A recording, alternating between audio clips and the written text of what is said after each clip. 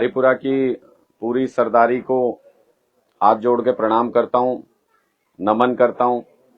और मेरे गांव से भी 36 बिरादरी के रिप्रेजेंटेटिव प्रतिनिधि यहां पे पहुंचे हैं। गांव के सरपंच पहुंचे हैं, पूर्व सरपंच पहुंचे हैं, सारे मेरे बुजुर्ग पहुंचे हैं। इसके लिए भी मैं हाथ जोड़ के आप सबको भी प्रणाम करता हूं। धनौरी से भी जो भी सभी लोग आए हुए हैं, पंचायती मेंबर। मैं तो अपना गांव समझ के, अपना परिवार समझ के आपसे मदद मांगने के लिए आया हूं। अभी तक सारे हर चुनाव में कोई ना कोई तो आपके पास आता ही है मदद मांगने, और आप भी किसी न किसी की तो करते ही आए हो, किसी न किसी को तो वोट देते ही हो हर बार। सारे लोगों को पता नहीं 2-2, 4-4, 5-5 बार, पता नहीं कितनी बार मौका दे लिया। अपने खिलाफ इस बार जितने भी उम्मीदवार खड़े हैं ना चुनाव के मैदान में, आपने सबको मौका दे लिया। कोई भी उम्मीदवार ऐसा नहीं है जिसको आपने मौका नहीं दे रखा हो। मैं बस पहली बार आया हूं और इस उम्मीद के साथ आया हूं कि अपने गांव से, अपने घर से आप लोग खाली हाथ नहीं भेजोगे, अपना आशीर्वाद दोगे इस बार। और हम लोग तो, मेरा राजनीति से कोई वास्ता नहीं है। हमने तो अपनी इंजीनियरिंग की पढ़ाई की, इंजीनियरिंग में नौकरी की, फिर पत्रकारिता में नौकरी की। हां, तजुर्बा है। सारी राजनीति अंदर बाहर देखी है।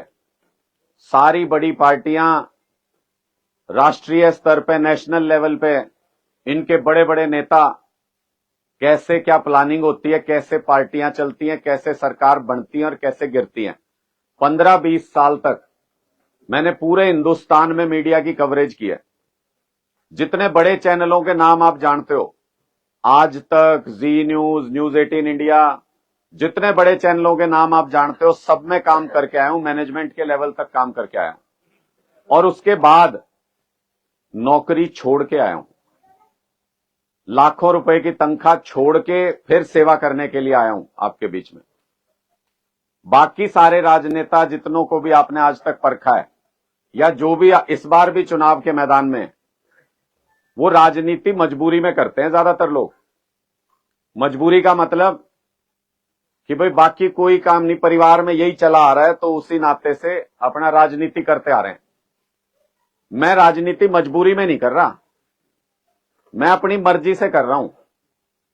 वो कुछ और नहीं कर सकते थे, बस राजनीति सीखी थी परिवार से, इसलिए राजनीति कर रहे हैं।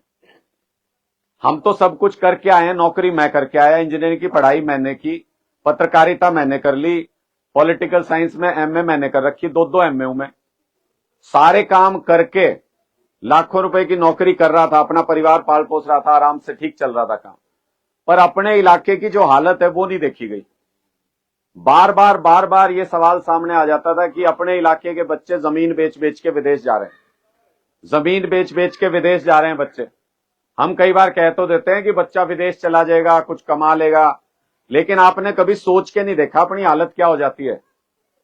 अपनी हालत कैसी हो जाती है आपने सोच के नहीं देखा। अब जब से मैं सामाजिक जीवन में आया हूं, मैंने देखे हैं वो तजुर्बे, मैंने वो उदाहरण देखे। आपके साथ 2 उदाहरण साझा कर रहा हूं और फिर आप बताना कि मेरा निर्णय राजनीति में आने का सही था कि नहीं था। एक बार मेरे पास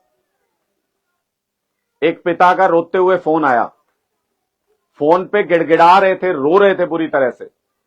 बोले जी मेरा इकलौता बच्चा अमेरिका गया हुआ था और वहां पे उसका एक्सीडेंट होके उसकी मौत हो गई। बोले 15 दिन से मैंने सब कुछ कोशिश कर ली, मेरे बच्चे के पार्थिव शरीर को वापस नहीं ला पा रहा।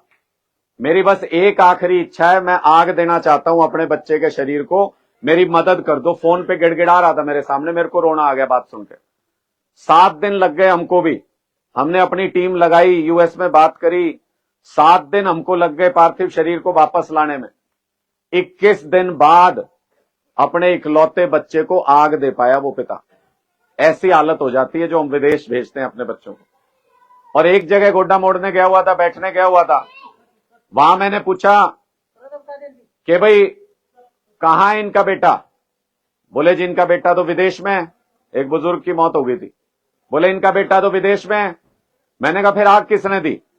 बोले चाचा के लड़के ने आग दी। मतलब बेटा बाप की चिता को आग नहीं दे सकता। बाप अपने इकलौते बेटे की चिता को आग देने के लिए तरस जाता है। ऐसे हालात में हैं हमारे परिवार, और जिस रफ्तार से जा रहे हैं हमारे बच्चे, बेशक एक दिन की खुशी हो, बेशक लगे कि पैसे कमा लेगा, लेकिन जो हालात बन रहे हैं उस हालात से गांव के गांव खाली होंगे, गांव के गांव सारे युवा बाहर चले जाएंगे। और जितने बुजुर्ग हैं उनके ऊपर अगर कल को सरकार कोई लाठी चलाती है, कल को सरकार मीटर पाड़न आ जाओ और बाकी चीज तो छोड़ दो, आप लोग मुकाबला नहीं कर सकते, कोई मजबूत युवा हाथ भी नहीं होगा उस लाठी को रोकने के लिए। ऐसी हालत गांव की होने जा रही है। और अपने कलायत में समस्याओं का भरमार है। कोई कंपनी फैक्ट्री इधर आ जाए, ये तो कभी हुआ ही नहीं जीवन में। क्यों भाई, हमारे में कांटे लाग रहे हैं कि इधर नहीं आ सकती कोई फैक्ट्री, इधर कोई कंपनी नहीं आ सकती, हमारे बच्चे रोजगार नहीं कर सकते उसमें, यहां पे कोई बढ़िया अस्पताल नहीं बन सकता। आप इलाज कराने चले जाओ, बोल देंगे पीजीआई चंडीगढ़, पीजीआई रोहतक, क्यों यहां नहीं बन सकता अस्पताल बढ़िया? आज तक हमने उसके बारे में सोचा ही नहीं। कोई भी आ जाता है वोट मांगने, हम उसको वोट दे देते हैं, फिर कहता है जी इस बार मैं नहीं, हमारे बालक लड़ेंगे, तो हम फिर भी वोट दे देते हैं।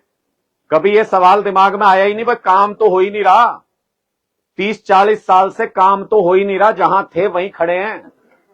इसलिए अपना सब कुछ छोड़ छाड़ के मैंने ये निर्णय किया था कि मैं जाऊंगा सामाजिक जीवन में, आप सबका आशीर्वाद मांगूंगा, आपसे आशीर्वाद मांगूंगा। जनता जनार्दन है, गाम राम है, आप लोगों की मर्जी है, निर्णय तो आप करोगे, लेकिन मैं साफ नीयत से आपकी मदद मांगने के लिए आया हूं, क्योंकि कुछ करना चाहता हूं।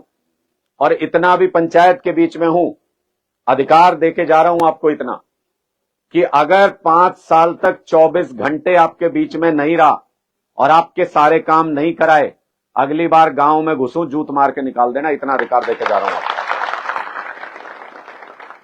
तो इसलिए मैं तो अपना गांव समझ के, अपना घर समझ के और धनौरी की पूरी पंचायत के साथ आपके दरवाजे पे खड़ा हूं, हाथ जोड़ के खड़ा हूं, झोली फैलाता हूं आपके सामने। इस बार मेरी मदद करो, और मेरी मत मदद करो, मेरी नहीं कर रहे, मेरा तो घर चल रहा था, मैं तो बार बार ये कह रहा हूं, मेरे को घर चलाना थोड़ी है राजनीति से।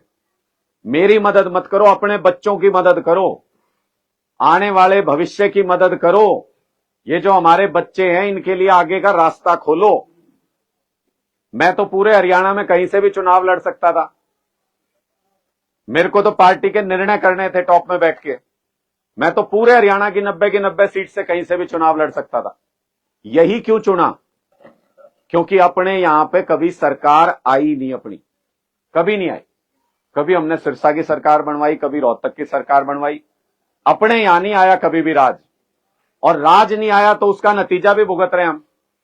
कभी कोई काम नहीं हुआ, कभी कोई छोटे मोटी डेवलपमेंट भी कहीं पे नहीं हुई।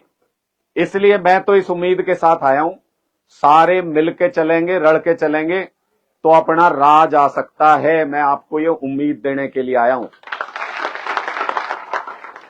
और उदाहरण समझना हो तो समझ लो, पंजाब के अंदर हमारी सरकार नहीं आई थी कोई एक बार में, लेकिन लोगों ने यह तय कर लिया था कि भगवंत मान को जिता के भेजेंगे। अकेले को जितवा के भेजा था पंजाब के अंदर से भगवंत मान को। उसके बाद देख लो दूसरे झटके में क्या हुआ, आपके सामने है सब कुछ, आप सब कुछ देखते हो। इसलिए ताकत तो बनाने से बनती है, अगर अपने आदमी को मजबूत करोगे। ये तो 10-10 चुनाव लड़ लिए, 15-15 चुनाव लड़ लिए। जब 10 चुनाव लड़के नहीं कुछ कर पाए तो 11वें में क्या कर लेंगे? आप खुद तो सोच के देखो। मान लो एक बार और मौका दे दिया आपने, तो अब तक नहीं कुछ कर पाए, इतनी बार विधायक बन के, अब क्या कर लेंगे? लेकिन एक मौका अगर मेरे को दोगे, मैं कलायत को हरियाणा की राजनीति का केंद्र बिंदु बनाना चाहता हूं, सेंटर बनाना चाहता हूं। आप लोगों से इस उम्मीद के साथ आपकी मदद मांगने के लिए आया हूं, और मुझे पूरी उम्मीद है आपका ही बेटा हूं, आपका ही बच्चा हूं, निराश तो नहीं करोगे किसी भी हालत में, ये मुझे पूरी उम्मीद है। जैसा आप आदेश करोगे, जैसे आप कहोगे वैसे चलूंगा, जैसे आप हाथ पकड़ के चलाओगे, जैसे आगे चलाओगे वैसे चलूंगा। आप सबका बहुत बहुत आभार, बहुत बहुत धन्यवाद।